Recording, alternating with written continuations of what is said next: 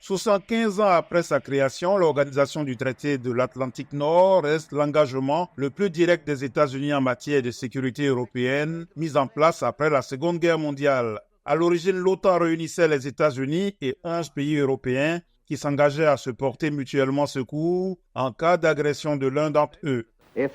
S'il y a quelque chose de certain aujourd'hui, s'il y a quelque chose d'inévitable dans l'avenir, c'est la volonté des peuples du monde pour la liberté et la paix.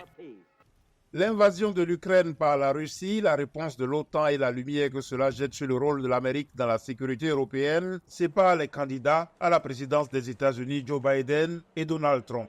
Lorsqu'il était président, M. Trump a déclaré aux dirigeants de l'OTAN qu'ils ne payaient pas assez pour leur propre protection. Ceux qui en profitent le moins sont les États-Unis. C'est nous qui en profitons le moins. Nous aidons l'Europe. L'Europe s'unit et s'oppose à un ennemi commun qui peut être ou non un ennemi. Je ne peux pas vous le dire. Il y a aussi d'autres ennemis.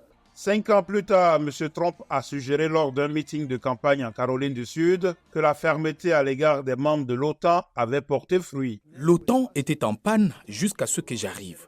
J'ai dit tout le monde va payer. Ils m'ont répondu, si nous ne payons pas, allez-vous quand même nous protéger? J'ai répondu absolument pas. Ils n'en croyaient pas leurs yeux et tout le monde n'a jamais vu autant d'argent affluer. L'OTAN s'est agrandie après le départ de l'administration Trump. La Suède et la Finlande ont rejoint l'Alliance au cours de l'année écoulée, ce qui constitue sa plus grande expansion depuis que la chute de l'Union soviétique a permis aux pays d'Europe de l'Est d'adhérer à l'OTAN.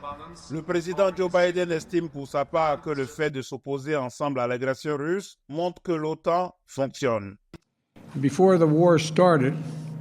Avant le début de la guerre, j'ai dit à Poutine que s'il envahissait l'Ukraine, l'OTAN deviendrait non seulement plus forte, mais aussi plus unie.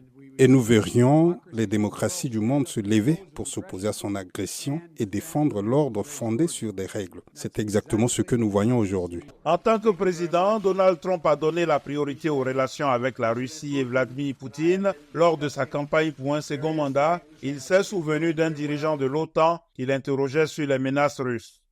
L'un des présidents d'un grand pays s'est levé et a dit « Eh bien, monsieur, si nous ne payons pas et que nous sommes attaqués par la Russie, nous protégerez-vous » J'ai répondu « Vous n'avez pas payé ? Vous n'avez pas payé ?» Il m'a répondu « Oui, admettons que cela se produise. Non, je ne vous protégerai pas. En fait, je les encouragerai à faire ce qu'ils veulent. » M. Biden estime que cette approche de la sécurité européenne est dangereuse pour l'Amérique. Un ancien président républicain dit à Poutine « Faites ce que vous voulez », c'est une citation. Un ancien président a vraiment dit cela en s'inclinant devant un dirigeant russe. Je pense que c'est scandaleux, c'est dangereux et c'est inacceptable.